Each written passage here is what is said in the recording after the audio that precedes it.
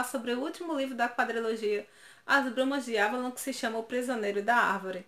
Nessa história aqui nós vamos acompanhar Morgana na sua saga final, da luta entre o cristianismo e o paganismo, entre a querer restaurar a religião da deusa contra os cristãos que estão ali praticamente apagando todos os resquícios da antiga religião, a religião da deusa, a religião de Avalon. E aqui no início, Morgana está na corte do rei Urias, que é seu marido agora. Houve uma grande treta, uma grande vingança no último livro, né? O Gamo Rei, em que Guinevere conseguiu sua vingança contra Morgana e por causa disso ela vai parar na corte do rei Urias.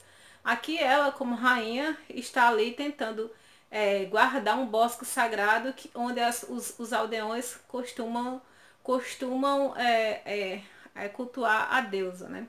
E aí há toda uma treta. Os padres querendo cortar o bosque sagrado, ela querendo lutar a favor ali da religião da Grande Mãe. E a seu favor aparece o seu enteado, que é Acon, filho do rei Urias, mas que acaba se envolvendo com Morgana e os dois juntos vão passar um plano aqui contra o cristianismo e por sua vez o representante do cristianismo, que é o próprio rei Arthur. Então aqui nós vamos ver várias batalhas, várias intrigas, principalmente envolvendo essa questão do culto ao cristianismo e o culto ao paganismo, em que essas duas figuras centrais, Morgana vai representar a religião da deusa, a religião de Avalon, e Arthur vai representar a religião do cristianismo, né? Então aqui nós vamos ver, gente, várias histórias chegando ao fim, vários personagens chegando assim, né, no fim da sua existência, e eles buscando uma resposta para a sua existência. Então esse livro é um livro bem interessante, porque ao passo que a escritora ela vai tentando fechar a história, ela também vai tentando ser coerente com a história. Então aqui vocês vai ver vários personagens que acabam lutando, né, contra a sua natureza, caindo, né, por causa da sua natureza, buscando relíquia sagrada como resposta para saber se aquilo que eles realmente acreditavam era real ou não. Então nós vamos ver várias histórias muito interessantes. Morgana, por sua vez, que eu não quero falar muito para não dar spoiler da história, porque se falar qualquer coisa desse livro, você vai remeter automaticamente para os outros livros e você vai dar respostas sobre o que está acontecendo. E não é interessante para aquelas pessoas que estão lendo pela primeira vez saber de spoiler. Mas eu gostaria de atentar algumas coisas que realmente me chamaram a atenção aqui.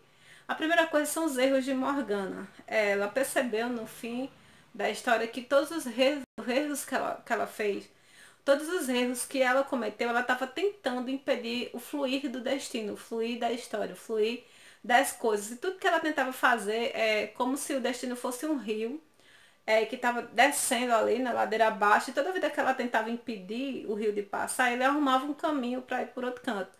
Seja isso em relação à deusa, a religião de Avalon, né, que é como um rio que arrachou seus meios para se encaixar ali ao lado da religião cristã, assim como também ela tentar impedir as coisas que acontecessem com a sua família.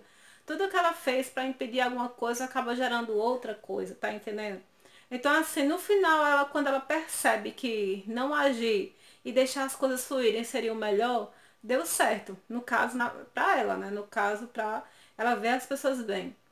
Aí, nesse caso de tentar mexer, vamos dizer assim, no destino, ela viu pessoas maravilhosas. Por exemplo, uma personagem que eu amei, que surgiu no terceiro livro, que é Nimue, né, a filha de Lancelot, a filha mais velha de Lancelot, teve um destino tão assim, tão triste. É um spoiler que eu vou falar, mas é um spoiler desse livro. Um destino assim, sabe, gente? A menina não teve vida. Aí onde está a minha crítica um pouco à religião da deusa, né? As pessoas viviam para um propósito e elas, aquele pouco tempo de vida que tinham era muito triste. Porque essa menina foi obrigada a fazer uma coisa tal, para um fundamento tal, sabe? E ela não teve vida. E quando ela realmente começou a viver para aquele propósito, a vida dela acabou. Que é uma coisa que quando eu pratiquei um pouco a Wicca, quando eu era assim, adolescente, e tinha muito aquela coisa de ser livre, deixar viver, ser feliz. E aí você vê que aqui a religião da deusa, ela exigia coisas tão terríveis quanto o cristianismo, sabe?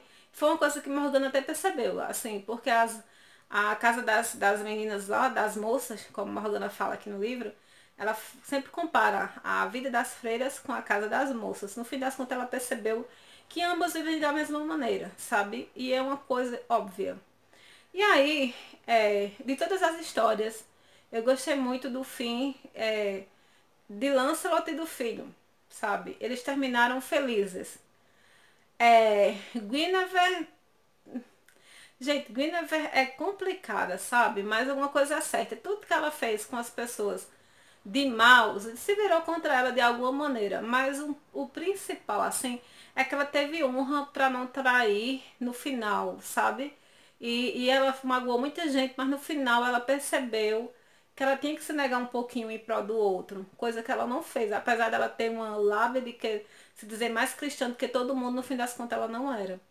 E assim, de todas as histórias, sim, tenho que comentar com vocês também o fim, né? Como aconteceu, não tô dando spoiler, não tô dizendo como, é só pra atiçar a curiosidade de vocês. A rainha Morgause, não sei qual é a pronúncia correta. Que ela, gente, uma das coisas mais terríveis que aconteceu na narrativa foi uma dessas mulheres aqui da história não engravidar. E você percebe que ela, sabe, tem alguma coisa a ver na história. E, cara, uma mulher que teve tudo, sabe? Ela teve vários filhos, teve uma história legal, um casamento de cumplicidade. Mesmo que houvesse traições, mas os dois sabiam. Ela foi uma mulher que eu achei massa, assim, na história toda. Mas no final, assim, ela se mostrou tão mesquinha. Tá, tudo bem que são intrigas palacianas, né? Pessoas ambiciosas que querem o reino. Mas, cara, ela tinha tudo, teve tudo e destruiu tudo por nada. Então, assim, eu gostei da história, achei massa.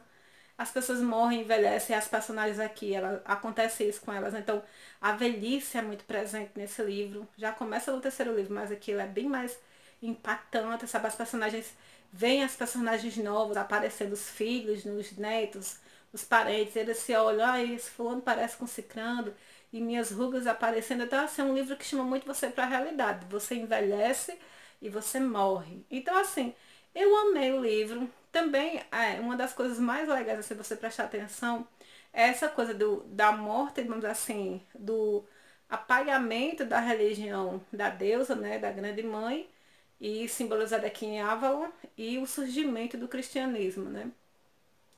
E no geral, o Arthur, né, gente? Aqui nós vamos saber finalmente o que aconteceu com Arthur nessa releitura da história. E Arthur, para mim, é grandioso do início ao fim, tanto no mito original como na releitura. A escritora foi bem fiel com o que foi ou o que vai ser, assim, para mim, para você. E Arthur, ele é um cara grandioso, um cara admirável, um cara leal, um bom rei, né? E não é à toa que Excalibur, a espada, mesmo a espada de Avalon, não abandonou, né? Então é isso. Tchau para vocês. Tenha uma ótima leitura de As Brumas de Avalon. Aqui encerro o projeto Lendo As Brumas de Avalon.